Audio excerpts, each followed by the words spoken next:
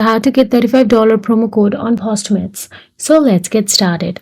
Firstly, go to any web browser and in search engine bar search for Postmates promo code. Once you search for it, you will get to see a long list of options available. Now look through the search results for the sites that offer promo codes or discounts. The popular sites and the common sites are on the top. Once you tap on it, you will be navigated to a list of offers inside the website. Now ensure the promo code is valid by checking its expiration date and any associated terms or conditions, because some codes might be expired or have specific limitations which might not match your interest. So if you find a valid code that may match your interest, then simply tap on it. Now use it according to the instructions provided.